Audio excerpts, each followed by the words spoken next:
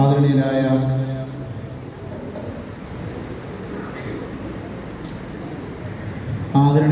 വൈദിക ശ്രേഷ്ഠരെ, കർത്താവിൽ അനുഗ്രഹീതരെ,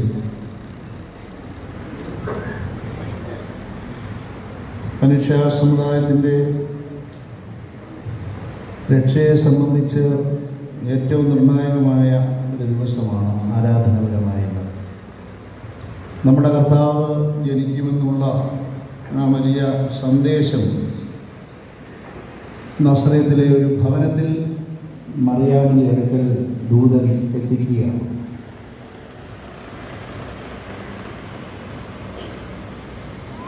ഇത് വലിയ ഒരു പെരുന്നാളായി തന്നെ നമ്മുടെ ആരാധനയിൽ നാം കൊണ്ടാടുന്നു. അതുകൊണ്ട് മാർച്ച് മാസം 25-ാം തീയതി വചന പെരുന്നാളായി പ്രത്യേകം ആഘോഷിക്കും. കർത്താവിൻ്റെ തിരുജനനത്തിന് മുമ്പുള്ള പ്രത്യേകമായ വേദഭാഗങ്ങളിൽ ഈ ഭാഗം വിശുദ്ധ ലൂക്കോസിൻ്റെ സുവിശേഷം 1-ാം അധ്യായം 26 മുതൽ 38 വരെയുള്ള വേദഭാഗങ്ങൾ വീണ്ടും ഉൾപ്പെടുത്തിയിരിക്കുന്നതാണ് ഇന്ന് എവെങ്കേലിയൻ ഭാഗമായി ക്രമീകരിച്ചിരിക്കുന്നത്. എലിസബത്ത് ഗർഭിണിയായതിൻ്റെ 6-ാം മാസത്തിൽ ഗബ്രിയേൽ ദൂതൻ, ഗബ്രിയേൽ എന്ന വാക്കിൻ്റെ അർത്ഥം ദൈവ മനുഷ്യൻ, ഗബ്രോദ് ഏൽ, a man standing between God and a human being, a mediation between God and the creation. ദൈവ മനുഷ്യൻ, ദൈവപുരുഷൻ നസറേത്തിലേക്ക് വന്ന് ഈ സദ്വർത്തമാനം അറിയിക്കുകയാണ്. ലഘുവായി ചില കാര്യങ്ങൾ, എന്നാൽ വളരെ പ്രധാനമായത് ഓടിച്ച് ഞാൻ പറയാം. ഏറ്റവും പ്രധാനമായ ഒരു സന്ദേശം, ദൈവപുത്രൻ ജനിക്കും. ലോകത്തിൻ്റെ ആരംഭം മുതൽ അനേക സംസ്കാരങ്ങളിൽ, അനേക മതങ്ങളിൽ തങ്ങളുടെ ഇപ്പോഴത്തെ സ്ഥിതി മാറി മറിഞ്ഞ് ഒരു നല്ല ദിനം വരുമെന്ന ശുഭപ്രതീക്ഷ, ഇസ്രായേലിനെ സംബന്ധിച്ച് തങ്ങളെ വീണ്ടെടുക്കുവാനുള്ള രക്ഷകൻ വരുമെന്ന വളരെ വ്യക്തമായ പ്രതീക്ഷയുടെ പൂർത്തീകരണമാകുന്ന ഈ മഹത്തായ സന്ദേശം സാധാരണ ഒരു വീട്ടിലോട്ടാണ് വരുന്നതെന്നുള്ളത് ഓർത്തിരിക്കുക. യേശുദമ്പുരാൻ്റെ മുന്നോടിയായ യോഹന്നാൻ സ്നാപകൻ, യോഹന്നാൻ മാർദാന് ജനിക്കുമെന്നുള്ള സന്ദേശം വരുന്നത് എവിടെയാണ്? സക്കറിയ പുരോഹിതൻ ബലിയർപ്പിക്കുമ്പോൾ യെരൂശലേം ദേവാലയത്തിലാണ് ആ സന്ദേശം എത്തുന്നത്. അത് ലോകത്തിന് മഹാസന്തോഷമല്ല. ലോകത്തിന് മഹാസന്ദേശം ലോകത്തെ വീണ്ടെടുക്കുന്ന രക്ഷകൻ ജനിക്കുമെന്ന സന്ദേശം. അത് വീട്ടിലോട്ട് വരുവാൻ തക്കവണ്ണം ദൈവം ഹിതമാണ്. അപ്പോൾ അത് സാധാരണമായ ഒരു വീട് ആണോ എന്ന് ചോദിച്ചാൽ അതിൻ്റെ സ്ട്രക്ചർ കൊണ്ടും മറ്റനേക വശങ്ങൾ കൊണ്ടും is N ordinary house, but the nature of the house is different in the sense that the great announcement of the good news is being preached to that house. ആ ഭവനം ഗലീലയിലെ നസറേത്തിൽ അതിൻ്റെ ആ ഗ്രാമീണ ഭംഗി കൊണ്ടും ഗ്രാമീണമായ നിഷ്കളത കൊണ്ടും ഒക്കെ സാധാരണമാണെങ്കിലും പ്രാർത്ഥന കൊണ്ടും വിശുദ്ധി കൊണ്ടും പ്രതീക്ഷ കൊണ്ടും പ്രത്യാശ കൊണ്ടും ഇസ്രായേൽ ജനത്തിൻ്റെ വീണ്ടെടുപ്പുകാരന് വേണ്ടി ഒരുങ്ങിയിരുന്ന ഒരു അനുഗ്രഹിക്കപ്പെട്ട ഭവനത്തിലാണ് ഈ സന്ദേശം എത്തുന്നത്. നമ്മുടെ ഭവനങ്ങളും ഈ ദൈവഭവനത്തിന് തുല്യമായി ദൈവത്തിൻ്റെ സന്ദേശത്തെ ഉൾക്കൊള്ളുന്ന, ക്രിസ്തു ജനിച്ച മഹാസന്തോഷത്തെ ഉൾക്കൊള്ളുന്ന ഭവനങ്ങളാക്കി മാറ്റാൻ നിങ്ങൾക്ക് കഴിയണം. വീടുള്ളവർ, വീടില്ലാത്തവരും വീടിനെക്കുറിച്ച് ചിന്തിക്കുമ്പോൾ നമ്മുടെ ജീവിതത്തിൻ്റെ പല അനുഭവങ്ങളും പങ്കിടുന്ന ഇടമായിട്ടാണ് ഈ ഭവനത്തെ വിഭാവനം ചെയ്യുന്നതെങ്കിലും ഇങ്ങനെ വളരെ അത്യപൂർവമായ ദിവ്യമായ ഒരു ഇടപെടൽ കൂടെ നടത്തുന്ന ഒരു സ്ഥലമായി ഭവനത്തെ മാറ്റണമെങ്കിൽ ബോധപൂർവം നല്ല ബോധപൂർവം അതിൽ വസിക്കുന്നവർ, വീട്ടിലുള്ളവർ അതിനെ ശ്രദ്ധിച്ച് അതിനായി നിൽക്കാതെ യാദൃശ്ചികമായി കാഷ്വലി നാച്ചുറലി ഈ സന്ദേശം ഉണ്ടാകുന്നില്ല. അപ്പോൾ ക്രിസ്തുവിൻ്റെ ജനനത്തെക്കുറിച്ചുള്ള അറിയിപ്പ് നമ്മുടെ ഭവനത്തിൽ ലഭിച്ചാൽ നമ്മുടെ അനേക സന്ദേഹങ്ങൾ, അതായത് ഇതെങ്ങനെ സംഭവിക്കും, അതെല്ലാം നിഷ്പ്രഭമായിപ്പോകും. മറിയം തന്നെ ഒരു പെൺകുട്ടി ആയതുകൊണ്ട്, ഒരു ബാലിക ആയതുകൊണ്ട് ഇങ്ങനെയുള്ള ചോദ്യങ്ങളൊക്കെ ധാരാളം ചോദിക്കുന്നുണ്ട്. പക്ഷേ അതൊക്കെ വളരെ പെട്ടെന്ന് ഉത്തരം കണ്ടെത്താനാണ്. കുടുംബജീവൻ നയിക്കുന്നവർക്കറിയാം, പുറത്ത് പറയാവുന്നതും പുറത്ത് പറയാൻ പ്രയാസമുള്ളതുമായ വിങ്ങിപ്പൊട്ടുന്ന നീറിപ്പൊയ്യുന്ന ധാരാളം ജീവിത അനുഭവങ്ങളിലൂടെ കടന്നു പോകുന്നതാണ്. അത് സംശയിക്കാത്ത കാര്യം. പക്ഷേ ആ ചോദ്യത്തിൻ്റെ ഉത്തരം, how we come across this, how we get out of this, how we resolve these bamboozling problems, these hard times, ഇതിൻ്റെ ഉത്തരം നമുക്കറിയില്ല, ദൈവം നമുക്ക്. രണ്ടാമത്, കന്യക മറിയാമിൻ്റെ വളരെ നൈസർഗികമായ ചില സംശയങ്ങൾ ദൂതൻ പറയുമ്പോൾ അത് കേട്ടിട്ട് പ്രത്യുത്തരമായി ചോദിക്കുന്നുണ്ട്, ഇതെങ്ങനെ സംഭവിക്കും? കാരണം ആ ഒരു അഭിവാദനം തന്നെ, ആ ഗ്രീറ്റിംഗ് തന്നെ വളരെ വ്യത്യസ്തമാണ്. അപ്പോൾ കന്യാമറിയാമ ഒരു യഹൂദ ബാലികയാകിയാൽ, ഭക്തിയോടെ വളർത്തപ്പെട്ടവളാകിയാൽ, അവരുടെ വീട്ടിൽ പഴയ നിയമത്തിൻ്റെ ആ ഓർമ്മകൾ നല്ലവണ്ണമുണ്ട്. അപ്പോൾ ആ തിരുവചനത്തിൽ ഒരിടത്തും ഇന്ന് വരെ ദൂതൻ ചെന്ന് പറയാത്ത ഒരു സന്ദേശമാണ് ഇത് പറയുന്നത്. അതുകൊണ്ടാണ് തുടക്കത്തിൽ മറിയാം പരിഭ്രമിച്ചു പോയെന്ന് മാത്രമല്ല ഒരു റിമാർക്ക് ഇവിടെ എഴുതിയിരിക്കുന്നത്, ഇതെന്ത് വന്ദനം. പഴയ നിയമത്തിലൊക്കെ ദൈവദൂതന്മാർ പ്രത്യക്ഷപ്പെട്ടിട്ടുണ്ട്, പ്രവാചകന്മാരെയും മറ്റ് തിരഞ്ഞെടുക്കപ്പെട്ടവർക്കും അഭിമുഖമായി സംസാരിച്ചിട്ടുണ്ട്. പക്ഷെ സച്ച് എ ഗ്രീറ്റിംഗ് ഒരിടത്തും ഉണ്ടായിട്ടില്ല. അപ്പോൾ she was stunned after hearing the greeting from Gabriel. അപ്പോൾ പറഞ്ഞു, ഭയപ്പെടേണ്ട.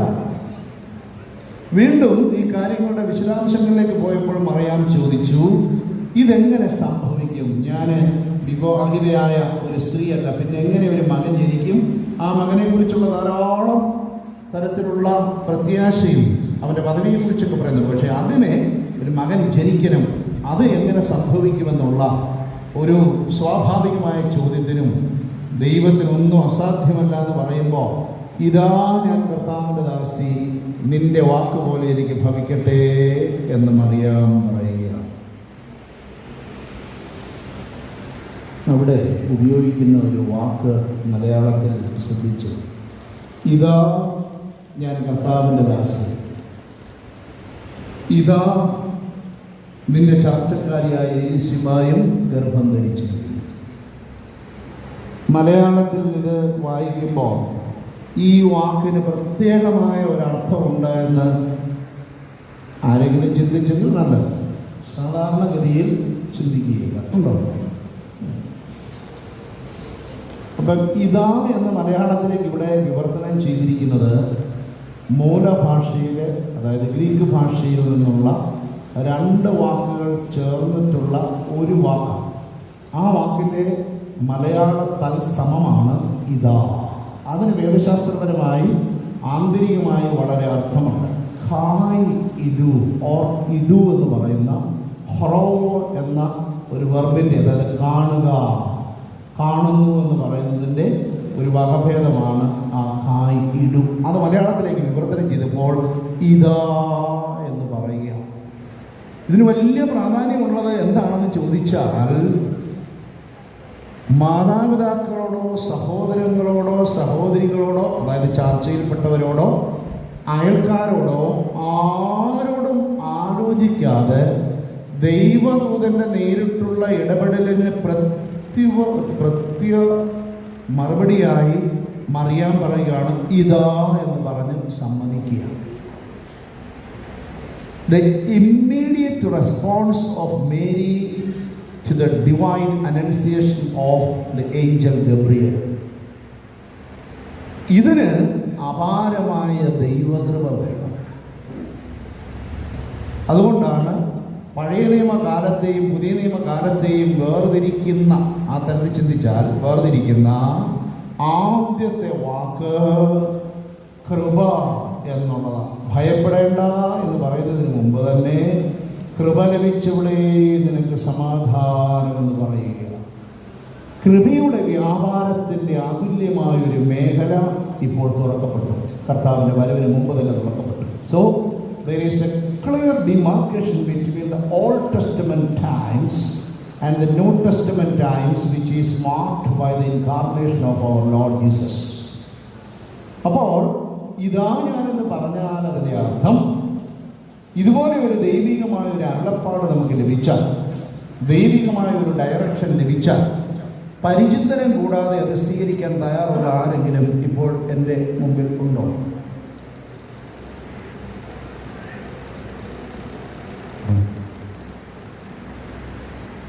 ഇവിടെയാണ് മനുഷ്യൻ്റെ ഭൗതികമായ രീതിയിലുള്ള ചിന്തയും ബുദ്ധിയുടെയും ഒരു പ്രകാശനം വരുന്നത്. വിവാഹ നിശ്ചയം കഴിക്കുന്ന ഒരു പെണ്ണിനോടെ സ്വർഗത്തിൽ നിന്നൊരു ദൂതൻ, അപ്പോൾ അപ്പൻ ചോദിക്കും അതെങ്ങനെ ഇരിക്കുമെന്ന് ചോദിച്ചാൽ അന്നേരം വിളിച്ചാൽ വരുമായിരിക്കുമോ? ഇല്ല. ഒരാൾ വന്ന് പറഞ്ഞു അതുകൊണ്ട് എനിക്ക് വിവാഹം വേണ്ട. അയ്യോ, ഇത്ര നേരം പറഞ്ഞപ്പോൾ മനസ്സിലായില്ലായിരുന്നില്ലയോ?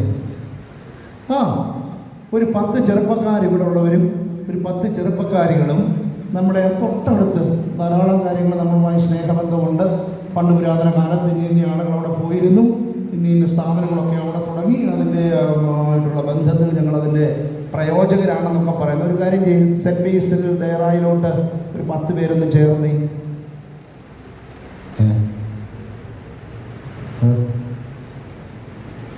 അവിടെ കോൺവെന്റ് ഇല്ല അല്ലയോ, പത്തനാപുരത്തോട്ട് പോവാം. 10 പേര്. അപ്പം അത് വീട്ടിൽ ചെന്ന് പറഞ്ഞാൽ അവിടുത്തെ പ്രതികരണം എന്തായിരിക്കും? വിവാഹ നിശ്ചയം കഴിഞ്ഞിരിക്കുന്ന ഒരു ബാലിക 13 വയസ്സ് മുതൽ യഹൂദ പെൺകുട്ടികളെ വിവാഹം കഴിപ്പിക്കുന്ന അവിടുത്തെ അത് ലീഗലായ വിവാഹപ്രായമാണ്. ആ പ്രായം കഴിഞ്ഞ ഒരാളിനോട് ദൂതൻ വന്ന് പറയുമ്പോൾ ഇതാ ഞാൻ കർത്താവിൻ്റെ ദാസി എന്ന് പറഞ്ഞ് സമർപ്പിക്കാൻ കഴിയുന്ന ദാസന്മാരും ദാസികളും ആരുണ്ട് സഭയിൽ ഇന്ന് ലോകത്തിൽ എന്നാണ് ഞാൻ ഈ ചോദിച്ചത്. അത്രമാത്രം ഒരു സെക്കൻഡ് തോട്ട് ലോകത്തിൻ്റെ ബുദ്ധിയുള്ളവർ, നീ ഇത്രയും പഠിച്ച് MSc പഠിച്ചെല്ലാം കഴിഞ്ഞ് നിനക്ക് അന്നേരം ജോലി കിട്ടുമ്പോൾ നീ ബേസ് തയ്യാറായി പോയി, നീ ഒരു പാവനായി ഭിക്ഷാംശമായി മോളെത്രയും ഈ ലോകത്തിൻ്റെ ഈ ഒരു ബുദ്ധി പ്രയോഗിക്കാതെ തന്നെ പരിപൂർണമായി അവിടെ വെച്ച് തന്നെ കന്യാമറിയാം ദൈവത്തിന് സമർപ്പിച്ചു എന്നുള്ളത്. ഇതിന് വളരെ പ്രാധാന്യം ക്രിസ്തുശാസ്ത്രപരമായി ഉണ്ട്. ഇന്നത്തെ നമ്മുടെ ഇടവകയുടെ പ്രത്യേകത വരുമ്പോൾ ഞാൻ അതിൻ്റെ പ്രത്യേകത എന്താണെന്ന് പറയാം. ദൈവത്തിന് ഒരു കാര്യം അസാധ്യമല്ല എന്ന് പറഞ്ഞ് ദൂതൻ പോയി. അങ്ങനെ കന്യാമറിയാം ലോകത്തിൻ്റെ ബുദ്ധിയും ശക്തിയും ദൈവവചനത്തിൻ്റെ ഉൾക്കൊള്ളുന്നതിലേക്ക് പ്രയോഗിക്കാതെ നിർമ്മല ഗർഭത്തിൽ നിർമ്മലമായ സുവിശേഷം സത്യവചനം സ്വീകരിച്ച് വചനം ജഡമായി തീരുവാൻ കാരണമായി തീർന്നു. അതുകൊണ്ട് കന്യാമറിയാമിനെ കുറിച്ചുള്ള അവദാനങ്ങൾ ഇന്ന് പ്രഭാതത്തിലെ പ്രവീണസഭരായി കൂടുതൽ പറയുന്നു. കാരണം മനുഷ്യവർഗത്തിൽ ആരും ചെയ്യുകയില്ല. എത്ര തരത്തിലുള്ള ഉറപ്പ് കൊടുത്താലും ഒരാളിനെ ഈ വഴിയിലൂടെ കിട്ടുകയില്ല. ഇവിടെ അങ്ങനെ വലിയ ഉറപ്പൊന്നുമില്ല. ഇപ്പോൾ അപ്രത്യക്ഷമാണ്. എന്ത് സോളിഡ് പ്രൂഫാണുള്ളത്.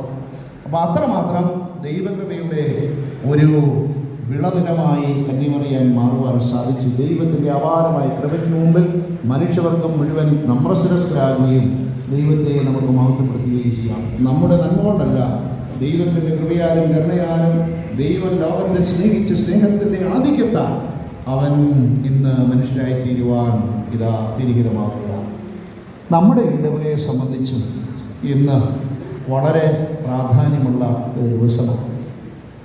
1912 ഏപ്രിൽ മാസം 6-ാം തീയതി അനുഗ്രഹീതമായ ഈ ഗ്രാമത്തിൽ ഈ ഇടവകയിൽ ജനിച്ച് 1998 നവംബർ മാസം 18-ാം തീയതി ദൈവസന്നിധിയിലേക്ക് വിശ്രമത്തിലേക്ക് പോയ മന്നി ആചാര്യശ്രേഷ്ഠനായ ഡോക്ടർ വി സി സാമുവൽ അച്ഛൻ്റെ അനുസ്മരണ ദിനം കൂടെയാണ് ഈ ഇടവക എന്ന് പ്രത്യേകമായി കുർബാനയും ഓർമ്മയും അർപ്പിച്ച് നിർവഹിക്കുന്നത്. കന്യകമറിയാം വചനം കാലവിളംബം കൂടാതെ ദൈവത്തിൻ്റെ അരുളപ്പാട് ലഭിച്ച ആ നിമിഷത്തിൽ തന്നെ സ്വീകരിച്ച് ദൈവപുത്രനായതുകൊണ്ട് അത് യേശുവെന്നല്ല ദൈവത്തിൻ്റെ പുത്രൻ, ആ ദൈവത്തിൻ്റെ പുത്രനെ പ്രസവിച്ചവൾ ദൈവത്തിൻ്റെ അമ്മ, അതായത് തെയോട്ടോക്കോസ് എന്ന എൽദാസ് ആലോഹോ. സമയബന്ധിതമാണെങ്കിൽ അവിടെ മനുഷ്യൻ്റെ ചരിത്രത്തിൻ്റെ ഒക്കെ ഏജൻസി അവിടെ വരും. ഇവിടെ അവൾ ഗർഭം ധരിച്ചത് ആരെയെന്ന് ചോദിച്ചാൽ യേശുവെന്ന് പേര് അവനെ വിളിക്കണമെന്ന അത്യുന്നതൻ്റെ നിഴലിൽ പരിശുദ്ധാത്മാവ് നിന്നിൽ വരും. അത്യുന്നതൻ്റെ നിഴലിൽ നിന്നിലുണ്ടാവും. അതുകൊണ്ട് നിന്നിൽ നിന്ന് ജനിക്കുന്നവൻ ദൈവപുത്രനാണ്. അപ്പോൾ ദൈവപുത്രനെ ഉൾക്കൊള്ളാൻ കഴിഞ്ഞത് സമയത്തിൻ്റെ ആ ഒരു ഇടയിൽ മറ്റൊന്നും തരത്തിലുള്ള യാതൊന്നും അതിലേക്ക് കടക്കാതെ തന്നെയാണ്. അപ്പോൾ യേശു തമ്പുരാൻ ആരാകുന്നുവെന്നൊരു ചോദ്യം ചരിത്രത്തിൽ ഉന്നയിക്കുന്നു. ഈ ചോദ്യത്തിന് ചിന്താശേഷിയുള്ളവരെല്ലാം പലതരത്തിലുള്ള അഭിപ്രായങ്ങൾ പറഞ്ഞു. സഭാപിതാക്കന്മാർ അത് ഒന്നിച്ചു ചേരുന്നതിനേക്കാൾ കൂടുതൽ അത് ഭിന്നതയിലേക്ക് നീങ്ങി. അങ്ങനെ വിഭിന്നമായ ഒരു ക്രിസ്തീയ സമുദായത്തിൽ തൻ്റേതായ നിസ്തുലമായ ഒരു സംഭാവന നൽകിയ യശശരീരനായ മഹത് വ്യക്തിയാണ് ഡോക്ടർ വി സി സാമുവൽ അച്ഛൻ എന്ന് നാം ഓർക്കണം. 3 കാര്യം പെട്ടെന്ന് പറഞ്ഞ് എൻ്റെ അനുസ്മരണം ഞാൻ അവസാനിപ്പിക്കാം. 1, ആ വ്യക്തിത്വത്തെക്കുറിച്ചും ഒരു വാക്ക് പറയേണ്ടത് ഇത്തരണത്തിൽ ആവശ്യമാണല്ലോ. ഈ ഗ്രാമത്തിൽ, ഈ ഇടവകയിൽ ജനിച്ച് വളർന്ന നല്ല കുലീനനായ, നല്ല ലാളിത്യമുള്ള, വിനയാന്വിതനായ, എന്നാൽ തുല്യം വെക്കാൻ കഴിയാത്ത പാണ്ഡിത്യത്തിൻ്റെ കേദാരം കൂടെയായിരുന്നു ആ വ്യക്തിത്വം എന്ന് നാം തിരിച്ചറിയേണ്ടത്. അച്ഛൻ ജനിച്ച് വളർന്ന ആ കാലഘട്ടത്തിൽ പത്തനംതിട്ട ജില്ലയിൽ ഇന്നുള്ളതിനേക്കാൾ ഗ്രാമഭംഗി, കേരളത്തിലുള്ളതിൽ ഏറ്റവും പ്രകൃതി രമണീയമായ, നമ്മുടെ ഹൃദയത്തെ ആശ്വസിപ്പിക്കുന്ന, അധികം വായു മലിനീകരണവും മറ്റ് മലിനീകരണവും ഇല്ലാത്ത എന്ന് വിവക്ഷിക്കപ്പെടുന്ന ഒരു ജില്ലയായി നിലകൊള്ളുമ്പോൾ അന്ന് ഇതിനേക്കാൾ നല്ല ഹരിതാഭ ഭംഗിയുള്ള നല്ല ശ്രേഷ്ഠമായ ഒരു പാർപ്പിട ഒരിടമായിരുന്നു ഇവിടെ.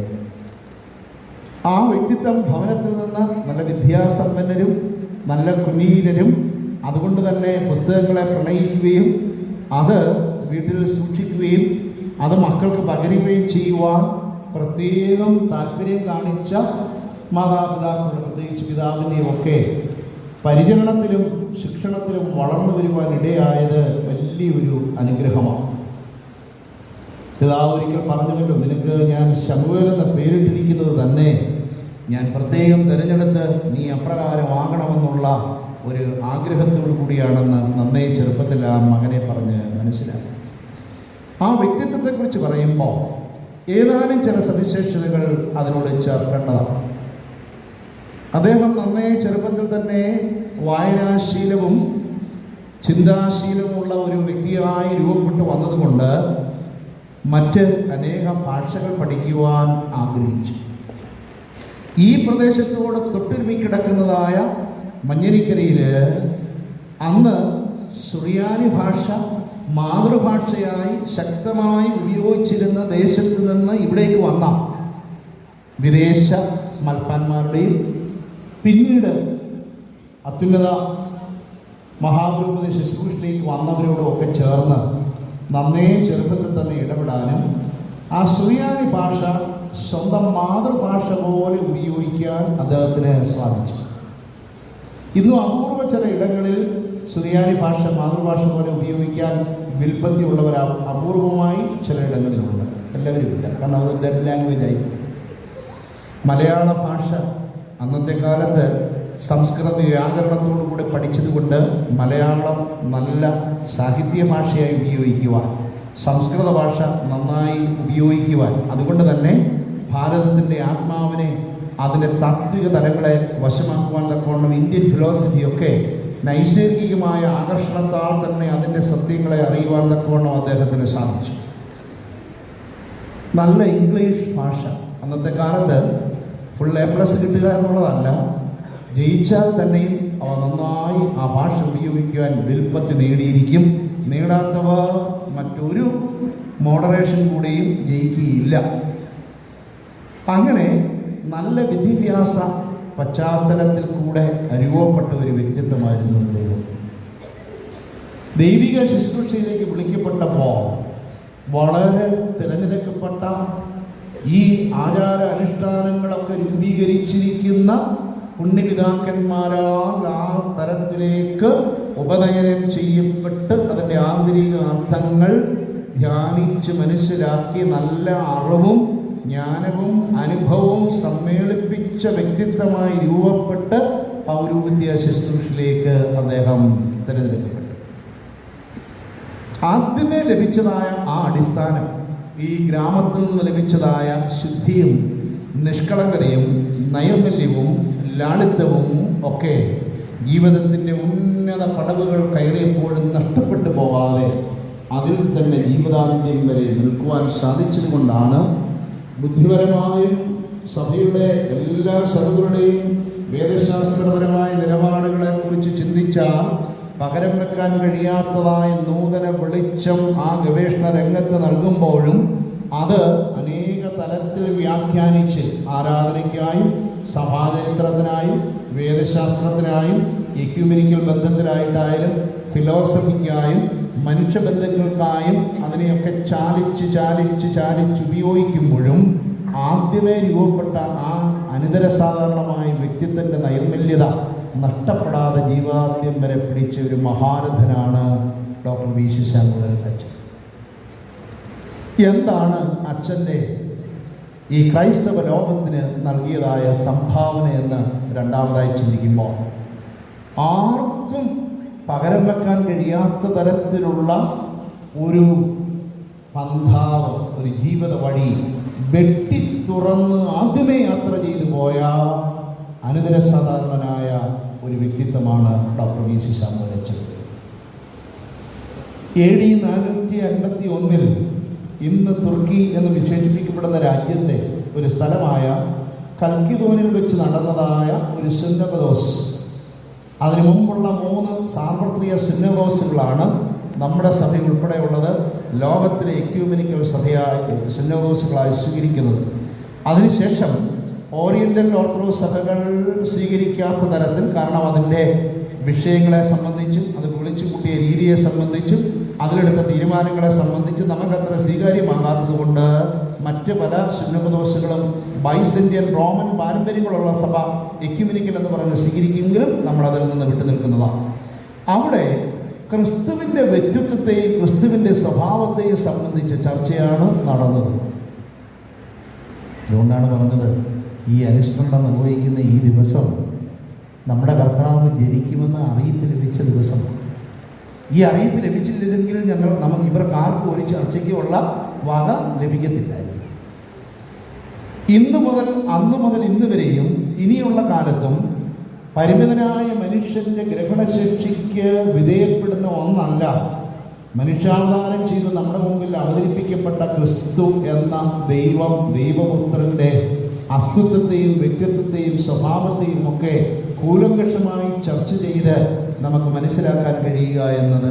എങ്കിൽ പോലും അവതാരം ചെയ്യപ്പെട്ട ജഡാവതാരം ചെയ്ത ക്രിസ്തുവിനെ കുറിച്ച് ക്രിസ്തീയ സഭയ്ക്ക് ചില വ്യക്തമായ വേദശാസ്ത്ര നിലപാടുകളും അവൻ ആരാകുന്നു എന്നുള്ളത് കൊണ്ട് അത് എനിക്ക് എന്ത് എന്നുള്ളതായ ആ അസ്തിത്വപരമായ ഒരു ചോദ്യത്തെക്കുറിച്ച് ഗൗരവമായി ചിന്തിച്ചപ്പോൾ അവിടെ യേശുക്രിസ്തുവിൻ്റെ സ്വഭാവത്തിന് 2 വശം ഉണ്ട് എന്നുള്ള തീരുമാനത്തിലേക്ക് നീങ്ങുവാനിടയായി. ഇതിനെ സംബന്ധിച്ച ചില സൂചനകൾ അതിന് മുമ്പുള്ള എക്യുമെനിക്കൽ മീറ്റിങ്ങുകൾ വന്നുവെങ്കിലും അന്ന് അവിടെ ചർച്ച ചെയ്ത് അവസാനിപ്പിച്ച കാര്യം ഇവിടെ വീണ്ടും പുനരായി വരികയും അവിടെ ചില നിലപാടുകൾ സ്വീകരിക്കുകയും ചെയ്യും. അന്ത്യോക്യൻ വേദശാസ്ത്രത്തിൻ്റെയും അലക്സാണ്ട്രിയൻ വേദശാസ്ത്രത്തിൻ്റെയും രണ്ട് സ്കൂൾ ഓഫ് തിയോളജിക്കൽ തോട്ട്സ്. അതിൻ്റെ നിലപാടുകൾ വ്യത്യസ്തമായി തീർന്നു. അലക്സാണ്ട്രിയൻ തിയോളജിക്കൽ നിലപാട് മനുഷ്യാവതാരം ചെയ്ത യേശുക്രിസ്തുവിൻ്റെ ദൈവത്വവും മനുഷ്യത്വവുമാകുന്ന രണ്ടെങ്കിലും ഒന്നാകുന്ന ഏക സ്വഭാവം എന്ന നിലപാട് സ്വീകരിക്കുമ്പോൾ, അന്ത്യോക്യൻ വേദശാസ്ത്രത്തിൻ്റെതായ ഒരു നിലപാട് മനുഷ്യാവതാരം ചെയ്ത ക്രിസ്തുവിൻ്റെ ദൈവത്വം എന്ന ഒന്നും മനുഷ്യത്വം എന്ന ഒന്നുമായ രണ്ട് സ്വഭാവം എന്ന ഒരു നിലപാടിലേക്ക് നീങ്ങി. രണ്ട് സ്വഭാവം എന്നുള്ളത് ശക്തമായി തീരത്തക്ക രീതിയിൽ ഈ സുന്നകോസ് വിളിച്ചു കൂട്ടി നടത്തിയ മാർഷൻ എന്ന് പറഞ്ഞ ചക്രവർത്തിയാണ് അത് വിളിച്ചു കൂട്ടിയതെങ്കിലും അതിൽ നിർണായകമായ രാഷ്ട്രീയ അതുപോലെ തന്നെ സഭാപരമായ സ്വാധീനം അന്നേ ശക്തിപ്പെട്ട് 5-ാം നൂറ്റാണ്ടിൽ വന്നുകൊണ്ടിരുന്നതായ പോപ്പ് ലിയോ ഒന്നാമൻ്റെ ടൂം ഓഫ് റോം എന്ന് പറയുന്ന ഒരു ചാക്രിക ലേഖനത്തിലല്ലേ അദ്ദേഹത്തിൻ്റെ ഒരു ബോളായിൽ കൂടി അത് വ്യക്തമാക്കി അവിടെ നിലപാട് വെച്ചു. ഇതിൽ നിന്ന് വിഭിന്നമായ ചില നിലപാടുകൾ സത്യസന്ധമായി അവതരിപ്പിക്കപ്പെട്ടതായ യൂത്തിക്കോസിനെയും ദിയസ്കോറോസ് എന്ന സഭാപിതാവിനെയും ഒക്കെ നിഷ്കരണം അതിൽ നിന്ന് പുറത്താക്കുകയും ചിലരെ പിന്നീട് ഉപദ്രവിക്കുകയും കൊല്ലുകയും ചെയ്തു. അങ്ങനെ നമ്മുടെ സഭകൾ ഉൾപ്പെടുന്നതായ ഓറിയന്റൽ സഭകൾ വിഭാവനം ചെയ്ത വേദശാസ്ത്രത്തിന് അവർ അന്ന് കൂടി തീരുമാനിച്ചു ഏക സ്വഭാവവാദികൾ, മോണോഫിസൈറ്റ്സ്. അവിടെ അവരെടുത്ത ആ സ്വഭാവത്തിന് ഡയാഫിസൈറ്റ്സ് മീൻസ് രണ്ട്. ഇത് പറയുമ്പം ഇതെല്ലാം ജാർഗൻസും ഒക്കെ ശാന്തമായി ചിന്തിച്ചു നോക്കിയേ സത്യത്തിൽ നാളെ ആർക്കും അറിയില്ല. ഏതെങ്കിലും മനുഷ്യനറിയാമോ?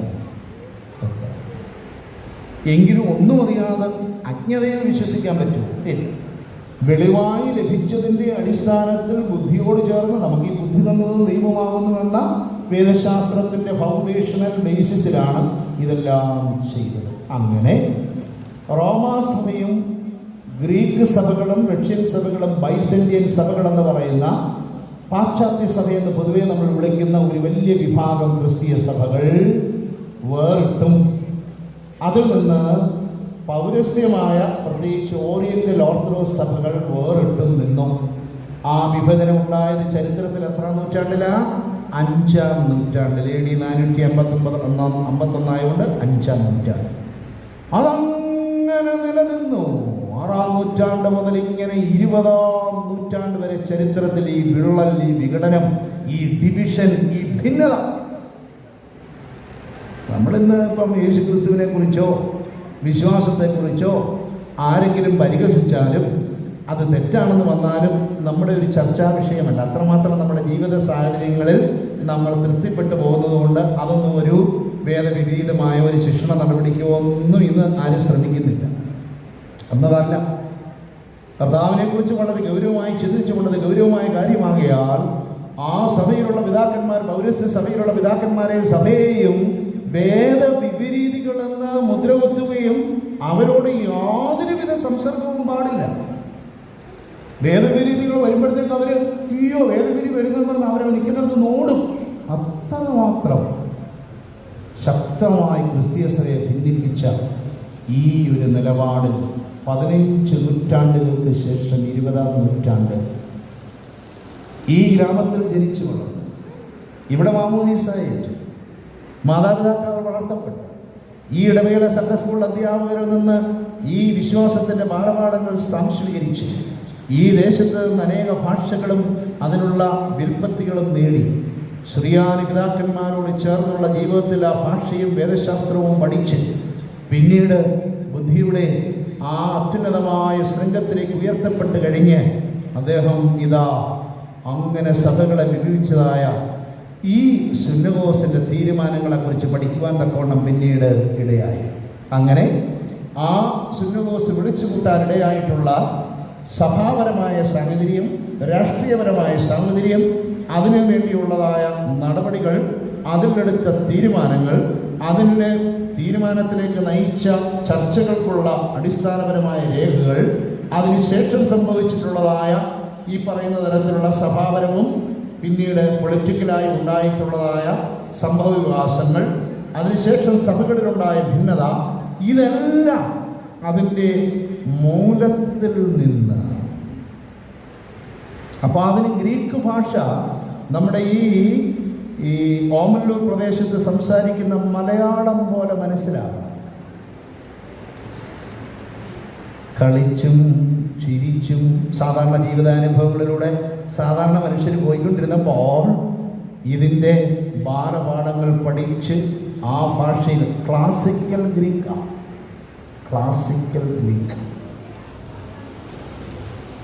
ആ ഭാഷ പഠിച്ച് ആ രേഖകൾ, ആ തീരുമാനങ്ങൾ ആദ്യമായി ആ അവ്യക്തതയുടെയും അനിശ്ചിതത്വത്തിൻ്റെയും പൊടിപടലങ്ങളും കാർമേഘങ്ങളും തട്ടി നീക്കി ദൈവദത്തമായി ലഭിച്ചതായ ആ അത്യുന്നതമായ മനുഷ്യയെ ഉപയോഗിച്ച് നല്ല സത്യത്തിൻ്റെ നിർമ്മല വെളിച്ചം അതിലേക്ക് വീശി തയ്യാറാക്കിയപ്പോൾ കൗൺസിൽ ഓഫ് കാൽസിഡോൺ എന്നതിൻ്റെ ഒരു രൂപം ലോക ചരിത്രത്തിൽ വെളിവായി വന്നു. അങ്ങനെ ദ കൗൺസിൽ ഓഫ് കാൽസിഡോൺ റീഎക്സാമിൻഡ്, പുനഃപരിശോധിക്കപ്പെട്ടു. അദ്ദേഹം പുനഃപരിശോധിച്ചു. 15 വർഷമായി ക്രിസ്തീയ സഭകൾ ഉണ്ടെന്ന് മാത്രം അറിയാവുന്ന ഞങ്ങളുടെ മുൻഗാമികളായിരുന്ന പിതാക്കന്മാർ, ആ പാശ്ചാത്യ സഭയെ നയിച്ച പിതാക്കന്മാർ, നമ്മൾ വേദവിപരീതികളാണെന്നും ബന്ധം കൂടാൻ സാധിക്കത്തില്ലെന്നും ദൃഷ്ടിയിൽപ്പെട്ടു പോകാൻ പോലും പാടില്ല എന്നും വിചാരിച്ച് അനാഥിമ വേദവിപരീതികളെന്ന് പറഞ്ഞ് ഒളിച്ചോടിയ ആളുകളെ തമ്മിൽ യോജിപ്പിക്കുവാൻ ഈ ഗവേഷണത്തിൻ്റെ വെളിച്ചം മൂലം സാധിച്ചു.